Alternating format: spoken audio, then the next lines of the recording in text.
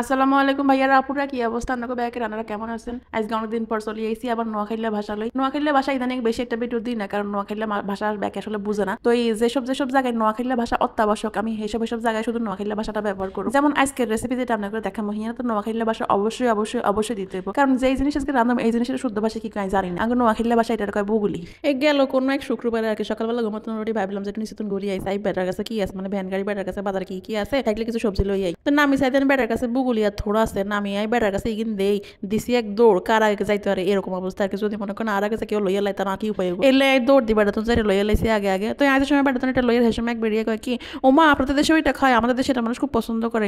আমার বাড়ি হচ্ছে নোয়াখালী, বুঝছেন? নোয়াখালীর মানুষ এটাকে বুকুলি বলে, অনেক পছন্দ করে এটা। তাই বেটি দিয়ে কতক্ষণ আগ করে নিলাম, মনে মনে বকলাম আর কতক্ষণ যে আর বেরি তুই জানা তো ভাষণ দিলি আর তুই আগে আনা জিজ্ঞাবি বলে আপনার বাড়ি কোনাই আপনারা এখানে খান নেই, আমরা তো এখানে খাই। হেতির মনে ধান্দা আসছিল, হেতির ভাষণের লগে যদি আইন তুই ত্যাক্ত বিরক্ত চলে যেতে হেতি লইয়া লেবো, যেহেতু হেতি দেশে খাই, কিন্তু কোনো লাভ হয় না।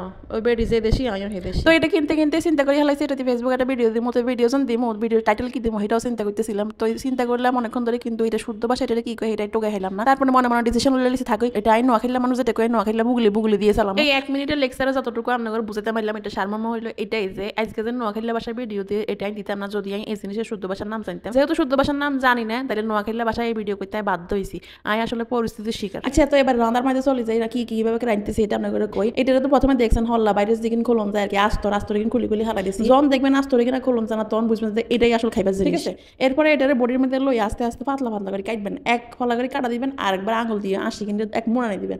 তো আমি বডি দিয়ে তো বালা কাটতে পারি না, এলাই ছুরি দিয়ে আসি, আর ছুরি দিয়ে কাটলে তো 2 হাতে কাম সারেন না। যদি আর 3 হইতো তাহলে এক হাতে কাটতাম, এক হাতে দইতাম আর এক হাত দিয়ে আসি মোড়ে লইতাম। তো আর 2 আনের গতি এক হাতে দইছি আর এক হাতে কাটছি।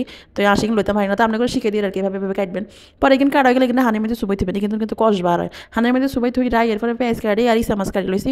পেঁয়াজ আর ইসা মাছ কাটা হয়ে গেছে, তেল সামান্য দুধ দিয়ে কিন্তু তেল গরম করে তেলের মধ্যে কালো জিরা দিয়ে পেঁয়াজ ইসা মাছ দিয়ে লবণ দিয়ে একটু ভাজি লইছি। এরপরে হলুদ দিছি, রসুন দিছি, তারপরে কিন্তু সামান্য একটু পানি দিয়ে কষে লইছি। কষানোর পরে এর মধ্যে দিয়ে দিছি কারণে বুগুলি দানের পরে দিয়ে দিছি চুলা কমাই ঘোরা দানের পরে দিয়ে মনে করেন 2-4 মিনিট পরে লাড়া দিছি। তো কষা বেলা যে পানি কিনে দিছিলাম সেই পানি কিনের মধ্যে বুগুলি দিই, মানে সেই পানি কিন্তু যত ঝোল টিকছে এদের মধ্যে বুগুলি দিছি দিয়ে পানি কিন্তু পুরোটা শুকালে কিন্তু ভাজা করিয়ে লাইছি। আমাদের দেশে নর্মালি যেটা করে এখানে লগে বুগুলির লগে আলু দেয়, আলু দিয়ে কিন্তু একটু ঝোল করে। তো আয়া ঝোল করে রাঁধি না, এটা ভাজি লইছি। ভাজি লওয়ার মধ্যে মনে করেন খানা হয়ে গেছে হবরে কিন্তু রান্ধা হয়ে গেছে। আর মানে রাঁধতে মনে করেন নুন সাথে কবাজন খাইছি কোনি নো। আর এরপরে রান্ধা হয়েছে আর ভাত লইব এইখানে মনে করেন যত রাঁধছি 3 ভাগে খাই গেলেছি। আর অল্প কতটা আসতে জামাইরে ভদ্রতা বসত দিয়ে গেলাম, তুমি কি খাইবা তোমার লাগি রাখতাম। জামাই বুঝছে যে আর ভালো লাগছে, জামাই কই থাক তুমি খাইতে খাই এলাম, আর না খাইতে রাখি দাও। আমার মনে চিন্তা করলাম যে বেকিং যদি খাই এলাই ফলে যাওয়া জামাই কোনো সময় খুন্ডা দিব গিয়ে বলে এই জিনিস তো আর খাই এলাই সামলাতে রাখলাম। তো নিজের মান সম্মান রক্ষা করবার লাগে রাখি দিতে আসলে বাধ্য হয়েছিলাম। তো এই তারা নোয়াখালীর বাইরে আছেন, হ্যাঁ তারা যদি আর ভিডিও দেখেন তাহলে একটু ভাষাটা বোঝার চেষ্টা করিয়েন আর লগে রান্নাটাও একটু শেখার চেষ্টা করিয়েন। তাহলে আজকের মতো দূরে থাক, আবার কোনো সময় আবার নোয়াখালী যদি কোনো রেসিপি করি তাহলে আবার আপনাদের লগে নোয়াখালী ভাষা শেয়ার করুন।